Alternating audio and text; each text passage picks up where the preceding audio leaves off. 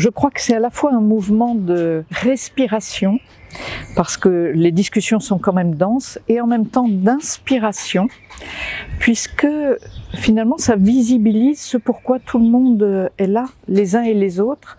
C'est bien dans cette écoute profonde de la présence de Dieu, à la fois dans notre monde et dans notre Église aussi. C'est bien ça qui va venir nourrir les différents sujets, que ce soit des sujets pour l'Église même ou pour son témoignage, toutes les différentes questions qui vont être traitées. Il y a deux fils. Le premier qui est très général, c'est donner le temps de se nourrir vraiment à partir de l'écoute d'un texte. Et bien souvent, nous écoutons de manière très rapide des textes assez longs. Et donc là, j'ai voulu prendre qu'un seul texte que l'on parcourt doucement, petit à petit, au cours de ces 3 jours, 2 jours et demi. Donc ça, c'est la première chose. Et puis quand on se met à l'écoute d'un texte, le texte nous lie aussi. C'est-à-dire qu'il vient mettre en perspective la manière dont nous réagissons.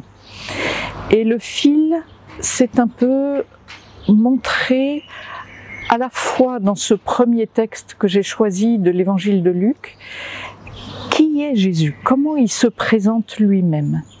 Et prendre le temps de réécouter cela, mais aussi prendre le temps d'écouter tous nos décalages, nos manières d'écouter de façon trop rapide, puisque dans ce texte où Jésus se retrouve parmi les siens, ceux qui le connaissent, il va y avoir petit à petit une mécompréhension qui va arriver jusqu'à la violence. Et on a en résumé finalement tout ce qui va se passer dans l'évangile, où Jésus va finir par être évacué, et malgré cela, il passe au milieu comme un symbole de la résurrection. Et donc je trouve que ça parle à la fois de nos résistances et de la manière dont Dieu vient nous accompagner dans tous ces lieux où nous avons du mal à changer, à entendre jusqu'au bout l'évangile.